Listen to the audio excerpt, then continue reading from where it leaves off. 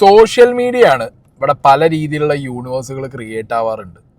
സിനിമയിലൊരു universe create ചെയ്യുന്നത് പോലെയല്ല ഇവിടെ നമ്മുടെ റിയൽ ലൈഫൊക്കെ എടുത്തിട്ട് 10 ആൾക്കാരെ അതിലേക്ക് വലിച്ചിട്ട് കഴിഞ്ഞാൽ ഇവിടെ ഒരു ലൂപ്പ് പോലെ ഒരു യൂണിവേഴ്സ് ക്രിയേറ്റ് ചെയ്തിടാം. പേഴ്സണൽ ലൈഫ് തന്നെ എടുത്തു വെച്ചിട്ട് എന്ത് ചെയ്യാം, ആകെ നാട്ടുകാരുടെ മുന്നിൽ അലകോളമാക്കി പിന്നെ അങ്ങോട്ട് ജീവിതം പോയെന്ന് പറഞ്ഞ് കരയാം. പിന്നെ അതിലെന്തെങ്കിലുമൊക്കെ സംസാരിച്ച് നമ്മളെ പിടിച്ചിട്ട് എന്ത് ചെയ്യാം, ഇവരാണ് ഇതിലെ വില്ലന്മാരെന്ന് പറഞ്ഞ് ആക്കാം. അങ്ങനെ പല രീതിയിൽ യൂണിവേഴ്സ് ക്രിയേറ്റ് ചെയ്ത് റീച്ച് ആവാം. അങ്ങനെ ഫാമിലി വ്ളോഗേഴ്സിൻ്റെ ഭാഗത്തുനിന്ന് വന്ന പല യൂണിവേഴ്സുകളും നമ്മൾ കണ്ടിട്ടുണ്ട്. ഫോർച്യൂൺ യൂണിവേഴ്സ് കണ്ടിട്ടുണ്ട്, പക, റിവെഞ്ച്, പ്രണയം, ലസ്റ്റ്, അങ്ങനെ പല യൂണിവേഴ്സുകളും ഉണ്ട്. കഴിഞ്ഞ ദിവസം ഞാനിട്ട യൂണിവേഴ്സ് ആയിരുന്നു നിങ്ങളിപ്പോൾ ഈ ഫോട്ടോയിൽ കണ്ടൊരു യൂണിവേഴ്സ്. അതിനകത്ത് മെഹനു ഉണ്ട്, സഫയുണ്ട്, ഫസ്മിനയുണ്ട്, ലല്ലുബിയുണ്ട്, ആൻഡ് മരിച്ചുപോയ റിഫ അടക്കം ആ യൂണിവേഴ്സിൻ്റെ ഒരു ഭാഗമാണ്. ആ യൂണിവേഴ്സിലേക്ക് ഞാൻ കയറിയിരുന്നു എന്ന് ഞാൻ കഴിഞ്ഞൊരു വീഡിയോയിൽ പറഞ്ഞിട്ടുണ്ടായിരുന്നു. പക്ഷെ too much of happenings in that universe. ഭയങ്കരമായിട്ടുള്ള അങ്ങോട്ടും ഇങ്ങോട്ടുള്ള പകവീട്ടലുകൾ, ആരോപണങ്ങൾ, അങ്ങനെ പല രീതിയിലുള്ള കാര്യങ്ങൾ നടക്കുന്നുണ്ട് ആ യൂണിവേഴ്സിനകത്ത്. ഇൻ്റർവ്യൂസ് വരുന്നു, പലരുടെയും അവരുടെ പോയിന്റ് ഓഫ് വ്യൂ അല്ലെങ്കിൽ അവർക്ക് എന്താണോ പറയാനുള്ള ഈ വിഷയത്തിൽ, അതായത് ഇതിൽ ഇൻക്ലൂഡഡ് ആയിട്ടുള്ള ആളുകൾക്ക്, അങ്ങനെ പലരും സ്വന്തം ചാനലിൽ വീഡിയോ ഇടുന്നു. അങ്ങനെ പോയിക്കൊണ്ടിരിക്കുകയാണ്. അപ്പോഴാണ് ഇതിൽ വളരെ റെലവൻ്റ് ആയിട്ട് ഈ യൂണിവേഴ്സിന് എന്തെടുക്കാം, ഈ യൂണിവേഴ്സിന് റെലവൻസി ഉണ്ടോ എന്ന് ചോദിച്ചു കഴിഞ്ഞാൽ ഒരു പോയിന്റിൽ കുറച്ച് കാര്യങ്ങൾ നമ്മൾ ഇതിൽ മനസ്സിലാക്കണം. കാരണം ഇതിനു മുമ്പ് റിഫയുടെ മരണവുമായിട്ട് ബന്ധപ്പെട്ട് ഒരുപാട് വീഡിയോസ് ചെയ്ത ഒരാളാണ് ഞാൻ. മലയാളികൾ ഒരുപാട് റിഫയുടെ മരണത്തിനെ കുറിച്ച് അറിയാൻ ആഗ്രഹിക്കുന്നുണ്ടായിരുന്നു. മെഹനാസ് എന്ന് പറഞ്ഞ വ്യക്തിക്ക് റിഫയുടെ മരണവുമായിട്ട് എന്തെങ്കിലും ബന്ധമുണ്ടോ, ആ കേസിൻ്റെ അവസ്ഥ എന്താ, അങ്ങനെ കുറേ ചോദ്യങ്ങൾ, റിഫയ്ക്ക് എന്ത് സംഭവിച്ചു എന്നുള്ള ചോദ്യത്തിനുള്ള ഒരു ഉത്തരമൊക്കെ ചിലപ്പോൾ ഈ ഒരു യൂണിവേഴ്സ് ബിൽഡായി ഇതിൻ്റെ ക്ലൈമാക്സ് എത്തുമ്പോഴത്തേക്ക് വരുമായിരിക്കും. അതിനുള്ളൊരു ഹിൻറ്റ് മാത്രമാണ് ഈ കഴിഞ്ഞ ദിവസം സഫ കൊടുത്തൊരു ഇൻ്റർവ്യൂവിൽ നിന്ന് എനിക്ക് മനസ്സിലാക്കാൻ കഴിഞ്ഞത്. ഓക്കെ, അപ്പം ഞാനിവിടെ സഫയുടെ ഇൻ്റർവ്യൂവിൻ്റെ കുറച്ചധികം പോർഷൻസ് വയ്ക്കാം, കുറച്ചധികം കാര്യങ്ങൾ നോക്കാം. ഇതിൽ ദേഹോപദ്രവം അങ്ങോട്ടും ഇങ്ങോട്ടും ഏൽപ്പിച്ചു എന്നുള്ളത് ഇവർ രണ്ടുപേരും പറയുന്നുണ്ട്. സഫയും പറയുന്നുണ്ട്, മെഹനാസും പറയുന്നുണ്ട്. അതല്ലാതെ ചീറ്റ് ചെയ്തു, പരസ്പരം അങ്ങോട്ടും ഇങ്ങോട്ടും വേറെ റിലേഷൻഷിപ്പിലേക്ക് പോയി ചീറ്റ് ചെയ്തു എന്ന് പറയുന്നുണ്ട്. അങ്ങനത്തെ പല ആരോപണങ്ങൾ, അഡൾട്ടറി ആരോപണങ്ങളും തമ്മിൽ ഇവർ രണ്ടുപേരും ഉന്നയിക്കുന്നുണ്ട്. ഇതൊക്കെ ചെയ്യുമ്പോഴും ഇവരോട് പറയാനുള്ളത്, ആദ്യത്തെ ബന്ധത്തിൽ മെഹനാസിനൊരു മകനുണ്ട്, ഇപ്പോഴും ഇതിലൊരു കുട്ടിയുണ്ട്.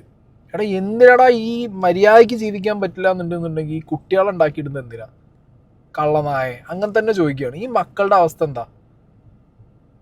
സ്വന്തം ലൈഫിൽ ഒരു അച്ചടക്കമില്ലാതെ, അല്ലെങ്കിൽ ഇനിയിപ്പോൾ എന്തെങ്കിലും സംഭവിച്ചു, മനുഷ്യന്മാരാണ്, എന്നാലും അടുത്തൊരു ലൈഫ് കിട്ടുമ്പോൾ അതിൽ നല്ല രീതിയിൽ ജീവിച്ചു പോവുക എന്നുള്ളത് നോക്കാതെ ഇത് കല്യാണം കഴിക്കും, കുട്ടി ഉണ്ടാവും, കല്യാണം കഴിക്കും കുട്ടി. ഈ കുട്ടികളെ എന്ത് ചെയ്യും? ഇവർ നാളെ സൊസൈറ്റിയിൽ എങ്ങനെ വളരും? ഇവർ വളരുമ്പോൾ ഇവരുടെ മൈൻഡ് സെറ്റ് എന്തായിരിക്കും? ഇങ്ങനത്തെ ഞാൻ പറയുന്നില്ല, ബാക്കി പറഞ്ഞാൽ കൂടിപ്പോവും. അപ്പോൾ സഫ കൊടുത്ത ഇന്റർവ്യൂവിൽ നിന്ന് നമുക്ക് കാര്യങ്ങൾ തുടങ്ങാം. ഫസ്റ്റ് തൊട്ടേ എനിക്ക് ഏറ്റവും ഇഷ്ടമല്ലാത്തത് എന്നെ തല്ലണത് എനിക്ക് ഇഷ്ടമല്ല. എന്ത് വാക്കുകൊണ്ട് എന്ത് പറഞ്ഞാലും ആള് ഉപദ്രവകാരിയാണോ? ആണ്. എനിക്ക് തല്ലണത് എനിക്ക് ഇഷ്ടമല്ല. ഗർഭിണിയായപ്പോ വരെ എന്നെ തല്ലിയിട്ടുണ്ട്. പക്ഷെ ഈ അടുത്തുണ്ടായ സംഭവം എന്ന് വെച്ചെങ്കിൽ 2 ആഴ്ച മുന്നേ എന്റെ കുട്ടി അവിടെ വാക്കറിൽ നടക്കുന്ന സമയത്ത് ചെറിയൊരു ഇഷ്യൂ ഉണ്ടായുള്ളൂ. ചെറിയൊരു ഇഷ്യൂ എന്ന് പറഞ്ഞാൽ ചെറിയ ഇഷ്യൂ.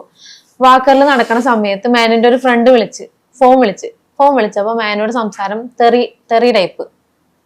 അപ്പൊ എനിക്ക് അത്ര ഇഷ്ടപ്പെട്ടില്ല. മാനു പറയും കുട്ടീനെ നല്ലത് പഠിപ്പിക്കണം, നല്ല വാക്കുകൾ പഠിപ്പിക്കണം എന്ന് പറയുന്ന ഒരാള് തെറി പഠിപ്പിച്ച കുട്ടി അത് പഠിക്കൂലേ? കാരണം ഇപ്പൊ 8 മാസം ആകുമ്പോ ഇങ്ങനെ ടാറ്റൊക്കെ പറയുമ്പോ ടാറ്റൊക്കെ ആക്കുന്നുണ്ട്. അപ്പൊ ഇത് പഠിച്ചാൽ നമുക്ക് തന്നെ ആ ഒരു വാക്കുകൊണ്ട് മോശം ഉണ്ടാവാം. അപ്പൊ മാനു ഫ്രണ്ടിന്റെ അടുത്ത് ഇങ്ങനെ തെറി വിളിച്ച സമയത്ത് ഞാൻ പറഞ്ഞു, മാനു കുട്ടിയുടെ മുന്നിൽ നിന്ന് ഇങ്ങനത്തെ വിളിക്കല്ലേ, അത്രേ പറഞ്ഞോളൂ. അപ്പൊ മാനു ഫോണ് ഹോൾഡ് ആക്കിയിട്ട് പറഞ്ഞു, നീ എന്റെ ഫ്രണ്ടിനെ വിളിക്കുമ്പോ നീ ആരാ എന്റെ അടുത്ത് പറയാൻ? നീ ഫ്രണ്ട്സിനെ ഫോൺ വിളിക്കുമ്പോൾ ഞാൻ എന്തെങ്കിലും നിന്റെ അടുത്ത് പറയാറുണ്ടോ എന്ന് വെച്ച്. ഞാൻ പറഞ്ഞു, എന്റെ ഫ്രണ്ട്സിനെ വിളിക്കുമ്പോൾ ഞാൻ തെറി യൂസ് ആക്കാറില്ല എന്ന് പറഞ്ഞു. പെട്ടെന്ന് ഞാൻ അപ്പം ചുട്ടോണ്ടിരിക്കുന്ന സമയത്ത് എന്റെ അടുത്ത് പറഞ്ഞ് ഒരു ഡാഷ് വിളിച്ചിട്ട് പറഞ്ഞു, മോളെ അപ്പോ ആയോ എന്ന് വെച്ച്, ഒരു തെറി വിളിച്ചിട്ട്. അപ്പൊ ഞാൻ പറഞ്ഞു, എന്നെ വിളിക്കണ്ട, പോയി ഉമ്മാനെ വിളിച്ചാൽ മതി. ആ ഒരു സ്റ്റേറ്റ്മെന്റ് നിർത്തിയപ്പോഴേക്കും മാനു എന്റെ വീട്ടുകാരെ പറഞ്ഞു. അങ്ങനെ അങ്ങോട്ട് പറഞ്ഞപ്പോ എന്റെ വാപ്ചിനെ പറഞ്ഞപ്പോ ഞാൻ പറഞ്ഞു, വാപ്പാനെ പറയാൻ നിൽക്കണ്ട, എന്റെ വാപ്ചി ഉള്ളതുകൊണ്ട് ഇപ്പൊ അരി നിന്ന് പോണേന്ന് പറഞ്ഞു. കാരണം വാപ്ചി 2 ലക്ഷം കൊടുത്തിട്ട് വണ്ടി എടുത്തു തന്നിട്ട് ഇപ്പൊ ലോണും കാര്യങ്ങളൊക്കെ ആയിട്ട് വാപ്ചിയെ വണ്ടി എടുത്തു തന്നെ, അല്ലെങ്കിൽ ഒരു വേറൊരു മാർഗ്ഗമില്ല നമുക്ക് ജീവിക്കാൻ. യൂട്യൂബ് കൊണ്ടൊന്നും ജീവിച്ചു പോകുന്ന എനിക്ക് തോന്നണില്ല. അപ്പൊ വാപ്ചിനെ പറഞ്ഞപ്പോ ഞാൻ പറഞ്ഞു, എന്റെ വാപ്ചിനെ പറയാൻ നിൽക്കണ്ട, വാപ്ചിയാണ് നമുക്ക് അരിക്കുള്ള സംഭവം ഉണ്ടാക്കി തന്നെ. അപ്പൊ മാനു പറഞ്ഞു, എങ്കിൽ നീ ലോൺ അടച്ചോന്ന് പറഞ്ഞു. മന്ത്ലി ഒരു 14,000 ഉണ്ട് വണ്ടീന്റെ ലോൺ. ഇതുപോലെ എന്തെങ്കിലും കശപിശാകുമ്പോൾ ആ ലോണിന്റെ ഡേറ്റ് ആകുമ്പോൾ മേന എന്റെ തലയിലേക്ക് ഇടും. ഞാൻ എന്നിട്ട് എവിടെ നിന്നെങ്കിലും റോളാക്കിയിട്ടാണ് ഞാൻ ഫണ്ട് ഇടുന്നത്. പ്രമോഷൻ എന്തെങ്കിലും പിടിച്ചിട്ടും കാര്യങ്ങളൊക്കെ ആയിട്ടാണ് ഞാൻ ഈ ലോൺ അടക്കാറ്. ഈ ഒരു സമയപ്പം അങ്ങനെ പറഞ്ഞു, നീ ലോൺ എന്താന്ന് വെച്ച് ചെയ്തു. എനിക്ക് വേറെ വഴിയില്ല. ഞാനപ്പോൾ പറഞ്ഞു ആയിക്കോട്ടെ, എന്റെ താക്കോല് വണ്ടിയുടെ താക്കോലാന്ന് പറഞ്ഞു. വണ്ടിയുടെ താക്കോല് വാങ്ങിച്ച് ആ ഒരു ഒച്ചപ്പാടിന്റെ ഇടയ്ക്ക് മേനു തല്ലിയ സമയത്ത് വാക്കറിലിരുന്ന് കുട്ടി അലറി. ഇവൻ അലറാൻ തുടങ്ങി എന്റെ സൗണ്ട് കേട്ടിട്ട്. മേനോനെ തല്ലുമ്പോ സൗണ്ട് കേട്ടൂടാ, നമ്മൾ മിണ്ടാണ്ടിരിക്കണം. ഞാൻ അങ്ങനെ സൗണ്ട് കേൾക്കും തോറും മേനോനെ തല്ലിക്കൊണ്ട് തന്നെ നിന്ന്. പെട്ടെന്ന് കുട്ടി അലറിയപ്പോ ഞാൻ എന്ത് ചെയ്തു, വേഗം കൊച്ചിനെയും പിടിച്ച് ഒക്കത്ത് വെച്ചിട്ട് ഞാൻ നീങ്ങി നിന്ന്. എനിക്ക് പേടിയായിപ്പോ, കാരണം കുട്ടിയുള്ളതുകൊണ്ട് എന്ത് ചെയ്താലും എനിക്ക് നമുക്ക് ഒറ്റക്കാണെങ്കിൽ ഓടി രക്ഷപ്പെടാം. പക്ഷെ കൊച്ചിനെ കൊണ്ട് എനിക്ക് പേടിയായി. മേന അപ്പോത്തിന് വാക്കർ എടുത്തെറിഞ്ഞ് അവിടെ ഇരിക്കുന്ന സാധനങ്ങളൊക്കെ വലിച്ചെറിഞ്ഞ്. അപ്പൊ എനിക്ക് ടെൻഷനായി, കൊച്ചിന്റെ മേത്തോണ്ടാ തീർന്ന്. അപ്പേക്കും മേന വന്നിട്ട് ഈ ഒരു ഭാഗത്ത് എന്റെ ഈ ഒരു സൈഡിലിട്ട് ഈ ആണുങ്ങൾ എങ്ങനെയാണ് ഇടിക്കുക, ആണുങ്ങളുടെ നടക്കൂല മേനയുടെ പരിപാടി, ആണുങ്ങൾ എങ്ങനെയാണ് ഇടിക്കുക അതുപോലെ തന്നെ ഈ ഒരു ഭാഗത്ത് ഫുള്ളിട്ട് ഇടിച്ച് നിർത്താണ്ട് ഇങ്ങനെ കുത്തി കുത്തി കുത്തി ഇടിക്കൂലേ, അങ്ങനെ ഇടിച്ചുകൊണ്ടിരുന്നപ്പോ എന്റെ കുട്ടി മീൻസ് അലറൂല സൗണ്ട്, എന്റെ സൗണ്ട് ആയിട്ടിട്ട് അവനെ ഒച്ച ഉണ്ടാക്കി. അതിപ്പോഴും എന്റെ മനസ്സിലുണ്ട്.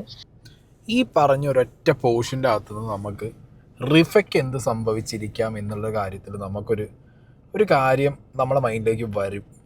കാരണം നിങ്ങൾ ആരും മറന്നിട്ടില്ലെങ്കിൽ, റിഫയുടെ ശബ്ദം നിങ്ങൾ ആരും മറന്നിട്ടില്ലെങ്കിൽ, റിഫ പറഞ്ഞ കാര്യങ്ങൾ നിങ്ങൾക്ക് ഓർമ്മയുണ്ടെങ്കിൽ നിങ്ങൾക്കത് പെട്ടെന്ന് കണക്റ്റ് ആവും. റിഫയെ ഈ പറഞ്ഞ ഈ നാറി, ഈ മെഹനു, ഇവൻ ശാരീരികമായിട്ട് ഉപദ്രവിക്കാറുണ്ട്. ഇതിൽ സഫ പറഞ്ഞ അതേ കാര്യം, ഒരാണിനെ എങ്ങനെ ഇടിക്കുന്നോ അതുപോലെ ഇത് വേർഡ് ബൈ വേർഡ് ഇത് നിങ്ങളെടുത്ത് വെച്ച് നോക്കിയാൽ മതി. ഇത് ഞാൻ തന്നെ ഇല്ലെങ്കിൽ നിങ്ങൾക്ക് വെച്ച് തരാം. ഞാനിപ്പോൾ ഇവിടെ റിഫയുടെ വോയിസ് പ്ലേ ചെയ്ത് കഴിഞ്ഞിട്ട് ഈ വിഷയത്തിൽ കുറച്ച് സംസാരിക്കാം. രണ്ടുപേരിലുണ്ട്. ഇതങ്ങനല്ല, അത് ശരിക്കും ആണുങ്ങളെ തല്ലുണ്ടാക്കുന്നില്ല, ആണിനാണ് തല്ലുന്നില്ലേ അതുപോലത്തെ തല്ലുണ്ടാ, എന്നെ തല്ലുന്നില്ല. അനക്ക് എന്തെങ്കിലും ആയിപ്പോയാലും വേറെന്താക്കും, എന്നെ സഹിക്കണ്ടേ? എന്റെ തലക്കൊക്കെ അടിയേറ്റിട്ട് അനക്ക് എന്തെങ്കിലും ആയിപ്പോയാലും പിന്നെ കട്ടിനോണ്ടായിട്ട് ഇടിച്ചത് ഈ തല, ഇത് പിടിച്ചിട്ട് കൊണ്ടുപോയി കുത്തിയത് എല്ലാവരുടെ പുരട്ട് വർത്തി പറയാണെ കൊറേ ഉണ്ടടാ. എന്നപ്പോ ഞാനൊരു കാര്യം പറയട്ടെ,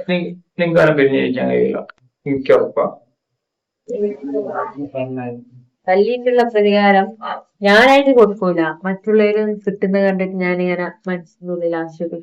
അതാണ് നീ പറഞ്ഞുകൊണ്ട്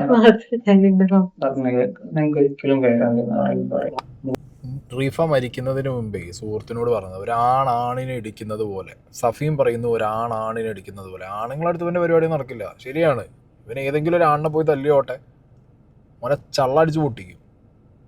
സംഗതി അവൻ പെണ്ണുങ്ങളടുത്ത് ഈ സൈക്കോത്തരം കാണിക്കും. ആണുങ്ങളടുത്ത് പോയി കഴിഞ്ഞാൽ ഈ മേനാസ് വിവരം അറിയും, മെഴുകുവൻ. ഇവൻ കാതറിനൊക്കെ വിളിച്ചിട്ട് ആത്മഹത്യാ ഭീഷണി, അങ്ങനത്തെ പല പരിപാടികളാണ്. ഇവന് നേരിട്ട് നിന്ന് സംസാരിക്കാനോ അല്ലെങ്കിൽ വേറെ എന്തെങ്കിലും പറയാനോ ഇവനെ കൊണ്ട് നടക്കില്ല. ഇവന് പറ്റും. ഇതേപോലെ സ്ത്രീകളെ കല്യാണം കഴിക്കുക, അവർക്കൊരു കുട്ടീനെ ഉണ്ടാക്കി കൊടുക്കുക, എന്നിട്ട് ഒരു പണി ഒന്നും ചെയ്യാതെ വെറുതെ കണ്ട് അവരെ ചിലവിൽ ജീവിച്ചു പോവുക. എന്നിട്ട് അതിൻ്റെ കൂട്ടത്തിൽ കുറച്ച് ലഹരി. ഇതാണ് ഇവൻ്റെ സെറ്റപ്പ്. ഇവൻ ഈ സഫ പറഞ്ഞ കാര്യങ്ങൾ, റിഫ പറഞ്ഞ കാര്യങ്ങൾ, ഇത് വെച്ച് നോക്കി ഒരു സെക്കൻഡ് ചിന്തിച്ചാൽ മതി. നമ്മൾ സെയിം പാറ്റേൺ, ഒരേ മോഡസ് കീപ്പ് ചെയ്യുന്ന സെയിം പാറ്റേണിൽ കാര്യങ്ങൾ എക്സിക്യൂട്ട് ചെയ്യുന്ന ഒരു പക്ക സൈക്കോ ക്രിമിനൽ, അതാണ് ഈ മെഹനാസ്. റിഫയുടെ ജീവിതത്തിൽ എന്താണ്ടായേ? റിഫ ഇവൻ കല്യാണം കഴിക്കുന്നു. കല്യാണം കഴിച്ചതിന് ശേഷം ഇവന് ജോലി പോകാനോ പരിപാടിക്കോ പറ്റുന്നില്ല. റിഫയുടെ വീട്ടുകാർ ഇവൻ്റെ ചിലവെടുക്കേണ്ട അവസ്ഥ വരുന്നു. അതിനുശേഷം റിഫ ഗൾഫിലേക്ക് പോയിട്ട് ജോലി ചെയ്യുന്നു. അവിടെ ഇവൻ ഒരു പണിയും ഒരു പണ്ടാറവും എടുത്തിട്ടില്ല. എടുത്ത പണിയിലുള്ള ചിലവ് ഇവൻ്റെ പരിപാടിക്ക് തികയാത്തൊരവസ്ഥ.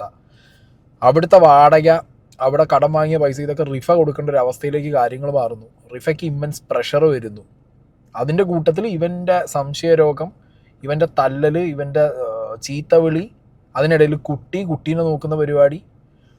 ഒരു പെൺകുട്ടിക്ക് അനുഭവിക്കാവുന്ന എല്ലാം ആ റിഫ അനുഭവിച്ചിട്ടുണ്ട്. അതിലുപരി ഒരു ഭാര്യയെ ഒരു ഭർത്താവ്, ഞാൻ പറയുന്നില്ല അത് മൊത്തം, അങ്ങനെ ചെയ്ത ഒരുത്തനാണ് ഈ മെഹനാസ്. ഇവൻ ഇതന്നെയല്ല ഈ സഫയുടെ ജീവിതത്തിലും ചെയ്യാൻ നോക്കി. ഈ സഫ കുറച്ചും കൂടി ബോൾഡ് ആയതുകൊണ്ട് ഓടി രക്ഷപ്പെട്ട്, ഓടിപ്പോകുന്നു. സഫേനി സെയിം. സഫേനെ അവൻ സ്നേഹിക്കുന്നു, കല്യാണം കഴിക്കുന്നു, ശാരീരികവും മാനസികവുമായിട്ടുള്ള അബ്യൂസുകൾ കൊടുക്കുന്നു, വെർബൽ അബ്യൂസ് കൊടുക്കുന്നു, കുട്ടിയുടെ മുമ്പിൽ നിന്ന് അടക്കം ഈ പറഞ്ഞ പോലെ ഇടിക്കുന്നു, കുത്തുന്നു, തെറി പറയുന്നു. ജീവിക്കുന്നതും സഫയുടെ വീട്ടുകാരുടെ ചെലവിൽ. വണ്ടി ഓടാൻ ഇവൻ പോക്കില്ല. ബാംഗ്ലൂരിൽ ഇവൻ പോകുന്നത് യൂബർ ഓടാനാന്ന് പറയുന്നു. യൂബർ ഓട്ടം പരിപാടിയൊന്നും അല്ല, അതൊക്കെ ഒരു ഫേസ് ഇങ്ങനെ കാണിക്കാൻ മാത്രം യൂബറും പരിപാടി. ബാംഗ്ലൂർ എത്തിക്കഴിഞ്ഞാൽ എന്താ പരിപാടി എന്നുള്ളത് അത്യാവശ്യം ബാംഗ്ലൂർ ഇവൻ അറിയുന്നവരൊന്നും പറഞ്ഞു കൊടുക്കില്ല, കാരണം അതൊക്കെ ആകെ അങ്ങപ്പെട്ടത് തന്നെ. അല്ലാതെ അവിടെ അറിയുന്ന കുറച്ച് ആൾക്കാർക്ക് അറിയാം എന്താണ് പരിപാടി എന്നുള്ളത്. അങ്ങനെ ഈ സഫയുടെ ജീവിതത്തിലും സഫയെയും വേറൊരു റിഫയാക്കി മാറ്റാൻ ഒരാളെന്താ അറിയോ അങ്ങോട്ട് ഇല്ലാതാക്കുക എന്ന് പറഞ്ഞു കഴിഞ്ഞാൽ മാനസികവും ശാരീരികവുമായിട്ട് ഒരാളെ ഇല്ലാതാക്കുക. അതും ഒരു ഭർത്താവ് ഒരു ഭാര്യയെ ഇല്ലാതാക്കുക എന്ന് പറഞ്ഞാൽ ഈ ഇടി കുത്ത് തെറിവിളി മാത്രമല്ല, അവർക്ക് കൊടുക്കുന്ന വേറെ കുറേ പ്രഷറുകളുണ്ട്, അല്ലെങ്കിൽ ഒരു സേഫ്റ്റി ഇല്ലായ്മ ഉണ്ട്. റിഫ അത് അനുഭവിച്ചതാണ്. റിഫ അത് ലൈഫിൽ അനുഭവിച്ചപ്പോഴാണ് റിഫ ഇല്ലാതായെന്നാണ് എനിക്ക് തോന്നുന്നത്. അതായത് സ്വന്തം ഭർത്താവ് ഉള്ളപ്പോഴും ആർക്കും വന്നു പോകാന്നുള്ളൊരവസ്ഥ, അല്ലെങ്കിൽ ആരെയും ഭർത്താവിനെ കൊണ്ടുവരുന്നുള്ളൊരവസ്ഥയ്ക്ക് കാര്യങ്ങൾ ആ പെണ്ണിൻ്റെ ലൈഫിൽ മാറ്റി മാറിയാണ്. അതുതന്നെയാണ് ഇവൻ സഫേൻ്റെ ലൈഫിൽ ഇപ്പോൾ ചെയ്യാൻ നോക്കുന്നത്. എന്നിട്ട് ഇവൻ കുറേ ലല്ലുവിനെ പറയും, മറ്റോനെ പറയും, മറച്ചോളെ പറയും. അവിടെ ഉളുപ്പ് കെട്ട മാറി ആദ്യം സ്വന്തം ലൈഫിൽ നന്നാവാൻ നോക്ക്. എന്നെ കൊണ്ട് പറ്റാത്ത പരിപാടിയാണെന്നുണ്ടെങ്കിൽ ദയവ് ചെയ്ത് ഇനിയൊരു കുട്ടിയുടെ ജീവിതം കളയരുത്, അതിലൊരു കുട്ടീനെ ഉണ്ടാക്കി അതിൻ്റെ ജീവിതം കളയരുത്. ഇവൻ്റെ വീട്ടുകാരോടാണ് ഈ മേനാസിൻ്റെ. ഈ പടുവാബീനൊക്കെ വീട്ടിലിട്ടിട്ട് 4 നേരം തിന്നാൻ കൊടുത്ത് നോക്കി വീട്ടിലിരുത്തി എന്തിനാ നാട്ടിലേക്ക് ഇറക്കിയിട്ട് ബാക്കിയുള്ളവരുടെ ജീവിതം കൊളാക്കുന്നത്. അങ്ങനെ ആ ഒരു ഇഷ്യൂല് ഞാൻ വീട്ടിലിരുന്ന സമയത്ത് അങ്ങനെ ആ ഒരു ഇഷ്യൂ കഴിഞ്ഞ് ഞാൻ എൻ്റെ വീട്ടിലൊന്നും പറയാൻ നിന്നില്ല. അപ്പൊ ഞാൻ ഈ തല്ലിയ പാടൊക്കെ ഞാൻ ഫോട്ടോ എടുത്ത് വെച്ച്, കാരണം എപ്പോഴാണ് നമുക്ക് ഇതൊരു ഉപകാരം തന്നെ ആവശ്യം തന്നെ എന്ന് പറയാൻ പറ്റില്ല. ഞാൻ ആദ്യം തൊട്ട് എന്റെ തല്ലിയതൊക്കെ ഞാൻ ഫോട്ടോ എടുത്ത് വെക്കാറുണ്ട്. അന്ന് നിങ്ങൾക്ക് അറിയായിരിക്കും വി ആർ സെപ്പറേറ്റഡ് എന്ന് പറഞ്ഞിട്ട് ഒരു സ്റ്റോറി മാൻ ഇട്ടത്. അത് കാദർ കരിപ്പൊടി എല്ലാരും വീഡിയോ ചെയ്തതാ. ആ സമയത്ത് ഞങ്ങൾ പിന്നെ ഒന്നിച്ചതിന് ശേഷം ഞാനും കൂടി വന്ന് മീഡിയക്ക് മുന്നിൽ വന്നിട്ടാ നോണ പറഞ്ഞത് നമ്മ തമ്മിൽ ഒരു പ്രശ്നമില്ലാന്ന്. അവൻ പറഞ്ഞിട്ട് വന്നതാണോ? കാരണം വീട്ടിൽ വന്നിട്ട് ഞാൻ മേനു സംസാരിച്ചിറങ്ങി പോയിട്ട് പറയാ ഞാൻ മരിക്കും, ഞാൻ ഇന്നത് കഴിക്കും, ഞാൻ ട്രെയിനിൽ മുന്നിൽ നിൽക്കും, എന്നിട്ട് നിന്റെ വീഡിയോ എടുത്തിട്ട് ഞാൻ പറയും ഞാൻ ഇങ്ങനെയൊക്കെ ചെയ്യും എന്ന് പറഞ്ഞിട്ട് ഭീഷണിപ്പെടുത്തിട്ട് എന്റെ വീട്ടിൽ നിന്ന് പോയത്. ആവശ്യം പറഞ്ഞ എന്തെങ്കിലും ചെയ്തോട്ടെ, നമുക്ക് അത് അറിയേണ്ട ആവശ്യമില്ല. എന്നിട്ട് മേനുവിന്റെ അനിയൻ വിളിച്ച് എടി അവൻ ഈ ഇന്ന വിഷം കഴിക്കണ ഇന്ന സാധനം കഴിക്കണം എന്നാ പറയുന്നത്. ഇതൊക്കെ പറയുന്നത് മെഹനുവിന്റെ വാപ്പയാണോ അല്ലെങ്കിൽ മെഹനുവിന്റെ അനിയനെ വിളിച്ചു പറഞ്ഞു. എന്റെ വാപ്പച്ചി പറഞ്ഞു അവൻ എന്താണെന്ന് വെച്ചാൽ ചെയ്യട്ടെ, ഇമാതിരി ഭീഷണിപ്പെടുത്തി പോയിക്കാൻ നമുക്ക് വേറെ വഴിയില്ല. ഇതാണ് ഇവനൊക്കെ എന്ന് പറഞ്ഞു കഴിഞ്ഞാൽ ഒരു സ്ഥിരം ക്രിമിനൽ മൈൻഡുള്ള ഒരു വ്യക്തിയാണെന്നാണ് ഇതെന്നൊക്കെ മനസ്സിലാവുന്നത്. ഇവൻ ആ റിഫയുടെ കേസിൽ തന്നെ ഒരാളെ കൊണ്ടുവന്ന് ഹിപ്നോട്ടിസം ചെയ്ത് റിഫ എന്ന് പറഞ്ഞ് കരഞ്ഞപ്പോൾ തന്നെ മനസ്സിലായിട്ടുണ്ട് ഇവൻ എത്രത്തോളം ഒരു ക്രിമിനൽ മെൻറ്റാലിറ്റി അല്ലെങ്കിൽ ക്രൂക്കഡ് മെൻറ്റാലിറ്റി ഉള്ള ഒരുത്തനാന്നുള്ളത്. ഈസി കുടുംബജീവിതമാണ്, പല രീതിയിലുള്ള പ്രശ്നങ്ങളുണ്ടാവും, പല പ്രശ്നങ്ങളിലൂടെ കടന്നു പോകേണ്ടി വരും. ഭാര്യ ഭർത്താക്കന്മാർ ചിലപ്പോൾ അങ്ങോട്ടും ഇങ്ങോട്ടും അടിയാവും, അതിൽ ചിലപ്പോൾ ചീത്തവിളി വരാം, കയ്യാങ്കളി വരാം, അതൊക്കെ വരും, വരാതിരിക്കുകയൊന്നുമില്ല. പക്ഷെ അതൊക്കെ ഒന്നിൽ തീർന്നാൽ നല്ലത്. ഒന്നിൽ കൂടുതലായ പിന്നെ അത് മുന്നോട്ട് കൊണ്ടുപോകേണ്ട കാര്യമില്ല, ആണിനാണെങ്കിലും പെണ്ണിനാണെങ്കിലും. പിന്നെ ഇവൻ്റെയൊക്കെ കേസിൽ ഇവൻ്റെ വീട്ടുകാർക്ക് ഇടപെടാൻ പറ്റുന്ന പോലെ വേറെ ആർക്കും ഇടപെടാൻ പറ്റുമെന്ന് എനിക്ക് തോന്നുന്നില്ല. ഇപ്പോൾ ഇവൻ്റെ അനിയൻ വിളിച്ചിട്ട് ഇതിൽ വീണ്ടും ഈ സഫയെ കൺവിൻസ് ചെയ്യാൻ നോക്കുന്നു എന്ന് പറയുന്നു. ഇതേപോലെ ആയിരിക്കും റിഫയെ കൺവിൻസ് ചെയ്ത് ഇവൻ്റെ ലൈഫിൽ ഇങ്ങനെ തുടർന്ന് പോകാൻ വേണ്ടിയിട്ട്. സഫ കാണിച്ചൊരു ധൈര്യം അന്ന് റിഫ കാണിക്കാത്തത് റിഫയ്ക്ക് ഇവനോടുള്ള അതിയായ സ്നേഹവും പിന്നെ ഒരു മകനുണ്ട് എന്നുള്ളൊരു ആലോചനയ്ക്ക് ആയിരിക്കാം. പിന്നെ ഇവർക്കൊന്നും എന്താ പറയുക, ഇവർക്കൊന്നും സോഷ്യൽ മീഡിയ എന്നൊരു പ്രത്യേകിച്ചൊരു വരുമാനം ഉണ്ടാക്കി മുന്നോട്ട് പോകാൻ പറ്റില്ല. കൺസിസ്റ്റൻസി ഉണ്ടാവില്ല ഇവർക്കൊന്നും. കുറച്ച് പൈസ കയ്യിൽ വരുമ്പോഴത്തേക്കും അത് വേറെ പല ആവശ്യങ്ങൾക്ക് ഉപയോഗിക്കുക എന്നുള്ളൊരു മെൻറ്റാലിറ്റിയിലാവും ഇവനൊക്കെ ജീവിക്കുന്നത്. ഇപ്പോൾ ഈ സഫ വന്നിപ്പോൾ റീസെൻ്റ്ലി ഒരു ഇൻസ്റ്റാഗ്രാം പേജ് തുടങ്ങിയപ്പോൾ കഴിഞ്ഞ വീഡിയോ തന്നെ ഞാൻ പറഞ്ഞിട്ടുണ്ടായിരുന്നു റീച്ചിന് വേണ്ടിയിട്ടാണ് തുടങ്ങി. ഇനിയിപ്പോൾ ഇങ്ങനത്തെ കുട്ടികൾ തുടങ്ങുക നല്ലത്, കുറച്ച് പ്രൊമോഷനൊക്കെ കിട്ടി ഇവർക്കെങ്കിലും ലൈഫ് മുന്നോട്ട് കൊണ്ടുപോകാൻ പറ്റുമല്ലോ. ഇപ്പോൾ ഈ കുട്ടിയാണ് ആ വണ്ടിയുടെ ഇവരാവശ്യത്തിന് എടുത്ത് കൊടുത്ത വണ്ടിയാണ് ഈ സഫയുടെ ഉപ്പ. ആ വണ്ടീൻ്റെ EMI അടയ്ക്കുന്നത് ഈ കുട്ടിയാണ്. അതും ഈ മേനാസിനെ കൊണ്ട് പറ്റില്ല. ഇവന് വേർപ്പിൻ്റെ അസുഖം കൊണ്ടുപോകുന്നുണ്ട്. അപ്പോൾ റിഫയോട് കാണിച്ച സെയിം. റിഫയുടെ ലൈഫിൽ റിഫ അധ്വാനിക്കേണ്ടിയിരുന്നു, ഇവൻ വരുത്തി വെച്ചതിന്. സോഷ്യൽ മീഡിയയിൽ നിന്ന് വരുന്നതൊക്കെ ഒരു ടൈം വരെ ഇങ്ങനത്തെ ആൾക്കാർക്ക് അത് എന്താ പറയുക കൺസിസ്റ്റൻ്റ് ആയിട്ട് ഇവർക്ക് പോകാൻ പറ്റില്ല. ഇവർക്ക് കുറേ ഡ്രാമ ഗിമിക്ക് കളിക്കണം. അല്ലെങ്കിൽ നല്ല റിഫയുടെയൊക്കെ നല്ല രീതിയിൽ ആളുകൾ കണ്ടിരുന്ന ഒരു ടൈമായിരുന്നു. റിഫയുടെ ഫാമിലി ഇവൻ അടക്കമുള്ളത് ഇവരായിട്ട് തന്നെയാണ് അതൊക്കെ കൊണ്ടുപോയി കൊളാക്കി ഒരു വഴിക്കാക്കി വിട്ടത്. അപ്പോൾ അവിടുത്തെ പ്രശ്നം എന്ന് പറഞ്ഞു കഴിഞ്ഞാൽ ഈഗോ ആയിരിക്കാം. മനസ്സിലായി? ഇവനാണ് ആദ്യം സോഷ്യൽ മീഡിയ തുടങ്ങിയത്, അതിനുശേഷമാണ് റിഫയെ സോഷ്യൽ മീഡിയയിൽ കൊണ്ടുവന്നതെന്നൊക്കെ പഴയ ഇൻ്റർവ്യൂവിലുണ്ടായിരുന്നു. സെയിം ഈഗോ ചിലപ്പോൾ സഫയോടും ഇവന് തോന്നിയിരിക്കാം. അതുകൊണ്ടായിരിക്കും ഇവൻ സഫയോട് ഇങ്ങനെയൊക്കെ പെരുമാറിയതും ഈ രീതിയിൽ കാര്യങ്ങൾ ചെയ്തതും. അങ്ങനെ കുറച്ച് കാര്യങ്ങൾ അവൾക്ക് വേറെ റിലേഷനും കാര്യങ്ങളൊക്കെ ഉണ്ടെന്ന് പറഞ്ഞു. ഞാൻ ആ സമയത്ത് നമ്മൾ ഒരാളുടെ വാക്കല്ലേ കേൾക്കണുള്ളൂ, മരിച്ചാളുടെ വാക്ക് നമുക്ക് സത്യം പറഞ്ഞ തോന്നുന്നെങ്കിൽ എനിക്ക് നല്ല കുറ്റബോധമുണ്ട്. മരിച്ച ഒരാളെ പറ്റി അങ്ങനെ പറഞ്ഞതില് ഇപ്പൊ എല്ലാരും എന്നെ ചൂഷണം ചെയ്യുന്നത് അതന്നെ. നീ ഇപ്പൊ അനുഭവിച്ചത്, നീ അത്രയും മരിച്ച പെൺകുട്ടീനെ പറഞ്ഞില്ലേ, ഇപ്പൊ നിനക്ക് മനസ്സിലായില്ലേ എന്ന് പറയുമ്പോ ശരിയാണ്. അതിലെനിക്കൊന്നും പറയാനില്ല. കാരണം മേനോടെ സൈഡ് മാത്രം കേട്ടിട്ട് അവളെ കുറ്റം പറഞ്ഞ ഒരാളാണ് ഞാൻ. അത്രയും ഉപദ്രവകാരിയാണോ ഈ മെഹനു എന്ന് പറഞ്ഞ ആള്? സൈക്കോ ആണ് സത്യം പറഞ്ഞെങ്കിൽ. മെഹനു ഇപ്പൊ ചിരിച്ച ആള് പെട്ടെന്ന് കുറച്ച് കഴിയുമ്പോ കരയും, ഇപ്പൊ കരഞ്ഞ ആള് പെട്ടെന്ന് കുറച്ച് കഴിയുമ്പോ ദേഷ്യപ്പെടും. അങ്ങനത്തെ ഒരു ക്യാരക്ടർ, ആർക്കും മനസ്സിലാവാത്ത ക്യാരക്ടർ. 2 വർഷം ജീവിച്ചിട്ടുള്ള എനിക്ക് സത്യം പറഞ്ഞ ക്യാരക്ടർ എനിക്ക് മനസ്സിലായിട്ടില്ല. ലല്ലു എന്ന് പറഞ്ഞ വ്യക്തി വരാനുള്ള കാരണം, എന്റെ ടാക്സി ഞാൻ പറഞ്ഞില്ലേ, വണ്ടി ഒരാൾക്ക് കൊടുത്തു, ഫസ്റ്റ് ഒരാൾക്ക് കൊടുത്തു. അയാള് കറക്റ്റിന് പേയ്മെന്റ് എനിക്ക് കിട്ടുന്നില്ല.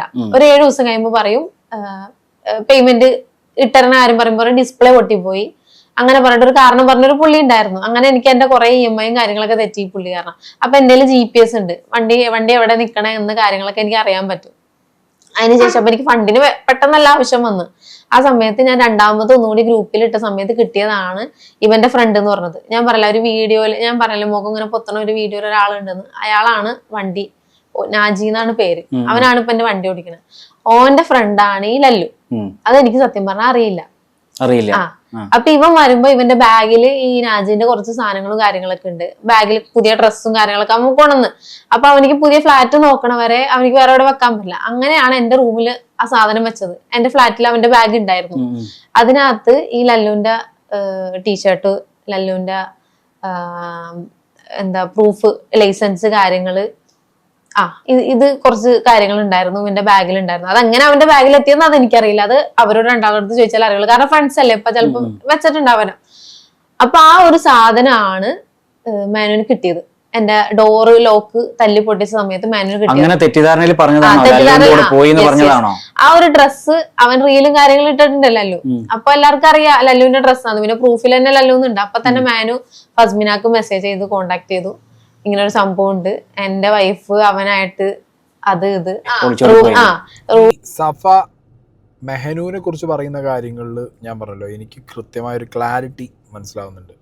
അയാൾ ഉപദ്രവിച്ചതും അയാൾ വേർബൽ അബ്യൂസ് ചെയ്തതും ലൈഫ് സ്പോയിൽ ചെയ്തതും ഒക്കെ നമുക്ക് മനസ്സിലാക്കാം. പക്ഷെ ഈ ലല്ലുവിൻ്റെ കാര്യം പറയുമ്പോഴത്തേക്ക് ഒരു ക്ലാരിറ്റി കമ്മി എനിക്ക് പേഴ്സണലി ഫീൽ ചെയ്യുന്നുണ്ട്. ഓക്കെ, റിഫയെ കുറിച്ച് പറഞ്ഞത് കൊണ്ട് സഫയ്ക്കും ആ ഗതി വരണം എന്ന് പറയുന്നവരുടെ കൂട്ടത്തിലുള്ള ഒരാളല്ല ഞാൻ. റിഫ എന്തായിരുന്നു അല്ലെങ്കിൽ റിഫയുടെ ലൈഫ് എന്തായിരുന്നു എന്നുള്ളത് മെഹനു മാത്രം പറഞ്ഞിട്ടാണ് സഫയ്ക്ക് മനസ്സിലാവുന്നത്. ഇപ്പം സഫ അനുഭവിച്ചപ്പോൾ സഫയ്ക്ക് എന്ത് മനസ്സിലായി, റിഫ എന്തായിരിക്കാം അനുഭവിച്ചതെന്നുള്ളത്. അതുകൊണ്ട് ആ കുട്ടി റിഫ തീർന്ന പോലെ ഈ കുട്ടി തീരണമെന്നൊന്നും നമ്മൾ പറയാൻ പാടില്ല. പക്ഷേ ഈ ലല്ലുവിൻ്റെ കേസിൽ ഇപ്പോൾ സഫ പറഞ്ഞ പോലെ യൂബർ ഓടിക്കാൻ ഒരാൾ വന്നപ്പോൾ ആ വ്യക്തിയുടെ ഫ്രണ്ടായിരുന്നു ലല്ലു. അതിന് മുന്നേ ലല്ലുവിനെ പരിചയമില്ല, ലല്ലു ആരാന്ന് പറയില്ല. പക്ഷേ യൂബർ ഓടിക്കാൻ വന്ന വ്യക്തിക്ക് ഫ്ലാറ്റ് ഇല്ലാത്തത് കൊണ്ട് ബാഗ് സ്വന്തം ഫ്ലാറ്റിൽ, സഫയുടെ ഫ്ലാറ്റിൽ വെക്കാൻ വേണ്ടി വന്നു. ആ ബാഗിനകത്ത് ലല്ലുവിൻ്റെ ഡ്രസ്സും ലൈസൻസും. ഇപ്പോൾ നമ്മളൊക്കെ ഫ്രണ്ട്സ് ഉള്ള ആൾക്കാരാണ്, നമ്മളൊക്കെ എവിടെയെങ്കിലും പോകുന്നു. ഇപ്പോൾ ലല്ലു കുറേ കാലമായിട്ട് കൊച്ചിയിലാണ്, മനസ്സിലായോ? ഫസിയിൽ നിന്ന് മാറിയത് മുതൽ ഇവൻ കൊച്ചിയിൽ തന്നെ ഉണ്ട്.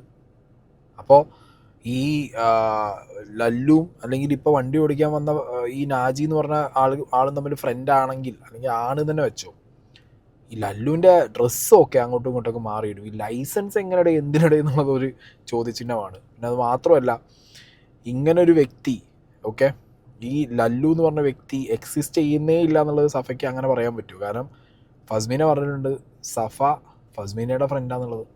അപ്പോൾ ലല്ലുവിനെ അറിയാതിരിക്കാനുള്ള ഒരു ചാൻസും ഞാൻ അവിടെ കാണുന്നില്ല. ഓക്കെ, അപ്പോൾ ഇങ്ങനത്തെ കുറച്ച് കോംപ്ലിക്കേഷൻസ് ഇതിനകത്തുണ്ട് ഈ സഫ ലല്ലുവിനെ കുറിച്ച് പറയുന്ന കാര്യങ്ങളിൽ. ബാഗ് ഒക്കെ ഇറങ്ങാ, പിന്നെ എഗ്രിമെന്റിന്റെ കാര്യത്തിന് സംസാരിക്കാൻ വന്നിട്ടുണ്ട്. അന്നാണ് ലല്ലുവായിട്ട് വന്നത്. ഇവർ രണ്ടാളും വന്നിട്ട് എഗ്രിമെന്റിന്റെ കാര്യം നമുക്ക് സംസാരിക്കാനും വണ്ടി എടുക്കാനൊക്കെ ഉണ്ടായിരുന്നു. അന്ന് നമ്മള് കണ്ടിട്ടുണ്ട്, ഒരുമിച്ച് പോയിട്ടുണ്ട്. അന്നത്തെ ദിവസം തോന്നുന്നു ലല്ലു ലൈവ് ഇട്ടിട്ട് കുട്ടീനെ കാണിച്ചു. അന്ന് എന്റെ ഫ്ലാറ്റിലുണ്ടായത്. അത് നമ്മള് എഗ്രിമെന്റിന്റെ കാര്യത്തിന് വേണ്ടി പോകാൻ നിൽക്കുന്ന ദിവസം. അത് രണ്ടാളും ഉണ്ട്, അവൻ മാത്രമല്ല, എന്റെ ഡ്രൈവറും ഉണ്ട്, ഞാനും ഉണ്ട്. ഇവിടെയാണ് ഞാൻ പറഞ്ഞത്, ഇവിടെയൊക്കെയാണ് ക്ലാരിറ്റി കമ്മിയുള്ളത്. ലല്ലു വരുന്നു, ഒറ്റ ദിവസം കണ്ട് പരിചയമുള്ള ഒരാളുടെ ഫ്ലാറ്റിൽ നിന്നുണ്ട് ലൈവ് ഇടും. അത് പറ്റൂടി, ഒരാളുടെ വീട്ടിനത് പുറത്തിറങ്ങിയിട്ട് വണ്ടി നോക്കി ഇടുന്നത് ഓക്കെ, നമ്മുടെ സ്പേസാന്ന് വിചാരിക്കാം. വേറൊരാളെ പ്രൈവസിയിൽ ഇരുന്നുകൊണ്ട് നമ്മൾ പബ്ലിക്കായിട്ടൊരു ലൈവ് ഇടും. അവിടെയാണ് ക്ലാരിറ്റി കമ്മിയുള്ളത്. ലല്ലുവിന് മുൻ പരിചയമുണ്ടോ, ഉണ്ടെങ്കിൽ അതെങ്ങനെ? സഫയ്ക്ക് ഈ പറഞ്ഞ ലല്ലുവിനെ അറിയില്ല എന്നുള്ളൊരു ഒരു വേർഷൻ അത് എനിക്ക് ആക്സെപ്റ്റ് ചെയ്യാൻ പറ്റുന്നില്ല. ഈ പറഞ്ഞ ലല്ലുവിന് മെഹനാസിനെ ഓൾറെഡി അറിയുമോ എന്നുള്ളതും നമ്മളൊന്ന് ചിന്തിക്കേണ്ടിയിരിക്കുന്നു. അവിടെ അങ്ങനെ ഒരു വേർഷനും ഉണ്ട്.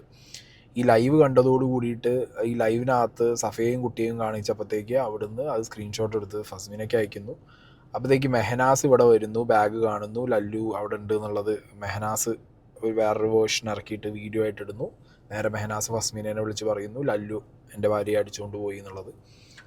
അങ്ങനെ ആകെ മൊത്തം ഈ ലല്ലു, സഫ, മെഹനാസ്, ഈ ഒരു ലൂപ്പ് മൊത്തത്തിൽ കൺഫ്യൂഷനാണ്. കൺഫ്യൂഷൻ ഇൻ ദ സെൻസ് ഇതിൽ ആരൊക്കെയോ നുണ ഭയങ്കര അതിഭീകരമായിട്ട് പറയുന്നുണ്ട് ഇവർ. മനസ്സിലായോ? അതിഭീകരമായിട്ടുള്ള നുണ ഇവരൊക്കെ പറയുന്നുണ്ട്. പിന്നെ ഈ ഇതിൽ ഇവൻ മെഹനാസ് ഈ റീസെൻ്റ്ലി ഒരു വീഡിയോ ഇട്ടിട്ട് ഡിലീറ്റ് ചെയ്തിട്ടുണ്ടായിരുന്നു. ആ വീഡിയോ അവിടെ പ്ലേ ചെയ്യാം. അപ്പോൾ ഞാൻ കുറച്ച് ഊബർ കേട്ടായിരുന്നു, ഞാൻ ഒളിച്ചോടി പോയി എന്നൊക്കെ പറഞ്ഞു. ഫ്ലാറ്റിൽ നമുക്കറിയാം, ഞാൻ എൻ്റെ ഫ്ലാറ്റിൽ തന്നെ എൻ്റെ കുട്ടി പോകുകയാണ്. ഓക്കെ, അപ്പോൾ എന്താ പറയാ, നമ്മൾ ഊബറൊന്ന് സത്യം നോക്കാം. ഓക്കെ, അവള് പറയുന്നുണ്ട് അവള് ഫ്ലാറ്റിൽ തന്നെ ഉണ്ടെന്ന്. ശരിയാണ്, ആ സമയത്ത് നീ ഫ്ലാറ്റിലുണ്ട്, ആ വീഡിയോ എടുക്കുന്ന സമയത്ത് നീ ഫ്ലാറ്റിലുണ്ട്. അതിന് മുന്നേ നീ എവിടെയായിരുന്നു? നീ സ്വന്തം ഭർത്താവിനോട് അനുവാദം ചോദിക്കാതെ നീ കണ്ടെങ്ങനെ അഴിഞ്ഞാടാൻ ഇറങ്ങി വിടുകയൊന്നും ഞാൻ ചെയ്യില്ല. പക്ഷെ നീ എന്നോട് മനഃപൂർവ്വം തല്ലുണ്ടാക്കി. നീ എവിടെയാണ് പോയത്? ഷൂട്ടിനാണെന്നുള്ള കള്ളം പറയുന്നത് എന്തിനാണ്? അതിനുള്ളൊരു ആൻസർ പക്ക. നീ അവന്റെ കൂടെ എന്തിനു പോയി എന്ന് മാത്രം പറഞ്ഞാൽ മതി. എന്താണ് നിന്റെ ഉദ്ദേശം അത് മാത്രം എനിക്ക് പറഞ്ഞാൽ മതി. മനസ്സിലായി? ആ കുട്ടീനെ ബലിയാടാൻ വെക്കരുത്. ആ കുട്ടീനെ വരെ ബാക്കിയുള്ള മൊത്തം ഞാൻ വലിയ വീഡിയോ ഇപ്പൊ കഴിഞ്ഞ പ്രാവശ്യം ഞാൻ പറഞ്ഞു യൂട്യൂബിൽ ഞാൻ പറയാന്നുള്ളത്. യൂട്യൂബിൽ പറയാന്ന് പറഞ്ഞതിന്റെ കാര്യം വലിയ ലെങ്ത്തുള്ള വീഡിയോ എപ്പോഴും ഞാൻ യൂട്യൂബിലേ ഇടാറുള്ളൂ. മനസ്സിലായോ? നീ ഇങ്ങനെ ഈ സ്റ്റോറി ഇട്ടിട്ടും അല്ലെങ്കിൽ കുറച്ച് വീഡിയോ ഇട്ടിട്ട് കള്ളത്തരം പറഞ്ഞ് മറ്റുള്ളവരെ ബോധിപ്പിക്കാനാണ് നിനക്ക് വലുത് സോഷ്യൽ മീഡിയ ആയതുകൊണ്ട് മാത്രം. പക്ഷെ നീ അഴിഞ്ഞാടിയിട്ടില്ല എന്ന് നീ കള്ളം പറയാൻ നിൽക്കണ്ട. അതായത് ഈ സഫ ഇതിനു മുമ്പ് ഒരു കല്യാണം കഴിച്ചതാണ്, ഒരു റിലേഷൻ ഉണ്ടായിരുന്നു. മേ ബി അതിൻ്റെ കാര്യങ്ങളായിരിക്കാം ഈ മെഹനാസ് പറയുന്നത്. ഇല്ലെങ്കിൽ സ്വന്തം ഭാര്യയായിട്ടിരിക്കുന്ന ഒരു വ്യക്തി, ആ വ്യക്തിയെ സംശയിക്കാൻ ഇവൻ എന്ത് എലമെൻ്റ് എന്നുള്ളൊരു ചോദ്യം അവിടെ വരുമല്ലോ. ഇപ്പം ഇവൻ്റെ ഉപദ്രവം കാരണം സഫ പുറത്തു പോയി വീട്ടിൽ നിന്നുണ്ടെങ്കിൽ ഇവൻ എന്ത് ചെയ്യണം? ഇവനെ വൈറ്റ് വാഷ് ചെയ്യണം. അപ്പം അതിന് വേണ്ടിയിട്ട് ഇവൾ ഒളിച്ചോടിപ്പോയി, അല്ലെങ്കിൽ വേറെ ആരെങ്കിലും ഒപ്പം പോയി ഇവളുടെ സ്വഭാവം ശരിയല്ല എന്നുള്ള രീതിക്ക് ഒരു ആരോപണം വേണമെങ്കിൽ സഫേൻ്റെ തലയിൽ ഇവൻ ഇട്ട് കൊടുക്കാൻ വളരെ ഈസിയാണ്. കാരണം ഇവൻ അങ്ങനെ ചെയ്യുന്ന ഒരു തരം. കാരണം റിഫയ്ക്ക് ഇവനത് ചെയ്തതാണ്. മരിച്ചുപോയ ഭാര്യയെ ഇവൻ എന്ത് ചെയ്തിട്ടുണ്ട്? ഈ മരണശേഷം വർഷങ്ങൾ കഴിഞ്ഞ് ഇപ്പുറത്ത് വന്നിരുന്നിട്ട് Q&A സെഷനൊക്കെ വന്ന സമയത്ത് ഈ റിഫയ്ക്ക് വേറെ ബന്ധമുണ്ടെന്ന് പറഞ്ഞുണ്ടാക്കിയ പരനാറി ചറ്റയാണ് അവൻ. ഇവൻ സ്വയം വെളുക്കാൻ വേണ്ടി ഇവൻ ആരെ വേണമെങ്കിലും ഇങ്ങനത്തെ ഒരു ആരോപണം ഇട്ട് പറയും. മനസ്സിലായില്ലേ? അങ്ങനത്തെ ഒരുത്തൻ. ഇനി അടുത്തത്, ഇവൻ കുറേ സ്പൈനെയൊക്കെ ഏൽപ്പിച്ചിട്ടുണ്ടായിരുന്നു. ഇവരുടെ ഒരു വീഡിയോ ഒക്കെ വന്നിട്ടുണ്ടായിരുന്നു, ഒരു കാറിൻ്റെ ഉള്ളിൽ നിന്ന് ഇറങ്ങുമ്പോൾ ഇങ്ങനെ മറ്റേ സ്പൈ വർക്കിലെടുത്ത വീഡിയോ പോലത്തെ ഒരു ഐറ്റം ഒക്കെ. ഞാൻ വെക്കുന്നില്ല, ക്ലീശ സാധനമാണ്. ഈ മെഹനാസിന് ഈ സഫയുടെ ഫ്ലാറ്റിനടുത്തുള്ള ഏതോ ചെക്കന്മാരെടുത്ത് വീഡിയോ അയച്ചു കൊടുത്തിട്ട് ലാസ്റ്റ് സഫ ആ ചെക്കനെ പൊക്കി. അങ്ങനത്തെ ഒക്കെ ലൂപ്പ് വേറൊരു സാധനത്തിന്റെ സൈഡിൽ കൂടി നടക്കുന്നുണ്ട് കേട്ടോ. എനിക്ക് ഡൗട്ടുള്ള എന്താ സംഭവം എന്ന് വെച്ചെങ്കിൽ, മൂന്നാർ വെച്ചിട്ട് അവൾ അവിഹിതത്തിൽ പിടിച്ചിട്ട് സൂസൈഡ് ചെയ്യാത്ത കുട്ടി ദുബായിൽ വെച്ചിട്ട് ഒരു സംഭവം ഇല്ലാണ്ട് അത് സൂസൈഡ് ചെയ്യണമെങ്കിൽ അതിലെന്തോണ്ട്? ഞാൻ ആകെ പ്രേക്ഷകർക്ക് വിഷമം എന്നുള്ള രീതിയിൽ അവളെ ഒരുപാട് പേര് സ്നേഹിച്ചവരുണ്ട്. അവളെ ഞാൻ ഏറ്റവും കുറ്റം പറഞ്ഞതാണ് എനിക്ക് ഏറ്റവും കുറ്റബോധമായിട്ട് തോന്നിയിട്ടുള്ളത്. ഞാൻ അങ്ങനെ പറയരുതായിരുന്നു. ഈ 2 കൊല്ലത്തിൽ ഞാൻ ഇത്ര അനുഭവിച്ചിട്ടുണ്ടെങ്കിൽ 3 കൊല്ലത്തിൽ അവൾ അനുഭവിച്ചത് എനിക്ക് ഊഹിക്കാവുന്നതേ ഉള്ളൂ. റിഫാന്റെ ഒരു വോയിസ് ക്ലിപ്പ് തന്നെ ഉണ്ട്, മാനു തല്ലിക്കൂട്ടെന്നെല്ലാം. അതൊക്കെ ഞാൻ മാനോടുത്ത് ചോദിക്കുമ്പോൾ മാനു പറയുന്നത് അതൊക്കെ അവള് വെറുതെ പറഞ്ഞിട്ടാണ്. ഇപ്പൊ ജംഷാദ് തോണ്ടി എന്ന് പറയുന്നതൊക്കെ ഞാൻ ചോദിച്ച സമയത്ത് അതൊക്കെ അവള് വെറുതെ പറയുന്നതാണ്, അങ്ങനെ ഒരു സംഭവമേ ഇല്ല. റിഫയെ കുറിച്ച് പറഞ്ഞതിൽ ഇപ്പോ സഫ പശ്ചാത്താപം പറയുന്നുണ്ട്. നല്ലതാണ്, കാരണം സ്വന്തം ലൈഫിൽ അനുഭവങ്ങൾ വരുമ്പോഴാണല്ലോ. ഇത് പബ്ലിക്കായിട്ട് പറഞ്ഞതാണ് ഈ റിഫയെ കുറിച്ചുള്ള അപരാധം മൊത്തം. നിങ്ങൾ രണ്ടുപേരും ഇരുന്നിട്ട് അത് അവൻ പറയുന്നത് കേട്ടിട്ട് നീ അത് ഏറ്റു പറഞ്ഞതാ. നിനക്കിപ്പോൾ അവൻ്റെ കയ്യിൽ നിന്ന് കിട്ടിയപ്പോൾ നീ ഇത് മനസ്സിലാക്കുന്നുണ്ട് എന്തായിരിക്കാം റിഫയ്ക്ക് സംഭവിച്ചതെന്നുള്ളത്. ആക്ച്വലി ഇതിൻ്റെ അന്വേഷണം ഇപ്പോഴും കംപ്ലീറ്റ് ആയില്ല എന്നാണ് എൻ്റെ അറിവ്. പോലീസുകാർ ഇവൻ്റെ ഈ കേസും കൂടി ഒന്ന് നോക്കണം. ഇപ്പോൾ സഫന്താണെങ്കിൽ കേസ് കൊടുത്തിട്ടുണ്ടല്ലോ. ഈ കേസിൽ ഇവൻ എന്തൊക്കെ ചെയ്തു എന്നുള്ളത് ഒന്നും കൂടി ഒന്ന് അന്വേഷിച്ച് കഴിഞ്ഞാൽ ഏറെക്കുറെ റിഫയ്ക്ക് എന്ത് സംഭവിച്ചു എന്നുള്ളത് പോലീസുകാർക്ക് മനസ്സിലാവും. ഇതാണ് ഈ ഒരു ലൂപ്പ്. ഈ ഒരു യൂണിവേഴ്സ് ഇതിൻ്റെ ക്ലൈമാക്സിലേക്ക് വരുമ്പോഴത്തേക്ക് മരിച്ചു പോയ റിഫയുടെ ഫാമിലിക്ക് ഒരു നീതി ലഭിക്കാൻ രീതിയിലുള്ള എന്തെങ്കിലും കാര്യങ്ങൾ വരികയാണെന്നുണ്ടെങ്കിൽ ദാറ്റ്സ് വെൽ ആൻഡ് ഗുഡ്. ഇതിന്ന് ആകെ കിട്ടാൻ പോകുന്ന ഏക ഒരു പോസിറ്റീവ് സാധനം അത് മാത്രമാണ്. അല്ലാത്ത പക്ഷം ഇത് ചുമ്മാ അരിക്ക് വേണ്ടിയുള്ള കണ്ടൻറ്റായിട്ട് ഇങ്ങനെ ചെയ്തു പോകാമെന്നല്ലാതെ വേറെ കാര്യമൊന്നുമില്ല. കാരണം ഇവരുടെയൊക്കെ കുറേ അപരാധ കഥയും ഇവരുടെയൊക്കെ കുറേ പിഴപ്പുകേടും ഇതിങ്ങനെ ഇവർ വന്ന് വിളിച്ച് പറയും, ഒരാൾ മറ്റയാളെക്കുറിച്ച് പറയും. അതിങ്ങനെ നമ്മൾ കേട്ടിട്ട് നമ്മളെ അഭിപ്രായം പറഞ്ഞിട്ട് പോകുക എന്നുള്ളതിനപ്പുറം ഈ യൂണിവേഴ്സ് വേറെ ഒന്നുമില്ല. ഈ റിഫയ്ക്ക് എന്ത് സംഭവിച്ചു എന്നുള്ളത് ഇതിൽ നിന്ന് ഏറെക്കുറെ നമുക്ക് മനസ്സിലാക്കാൻ പറ്റും എന്നുള്ളതാണ് എനിക്ക് ആകെ നിന്നുള്ളൊരു കണ്ടൻറ്റ്. മോർ ദാൻ എ അരി, ആ ഒരു കാര്യം മനസ്സിലാക്കാൻ പറ്റും എന്നുള്ളത് ഒരു കാര്യമാണ്.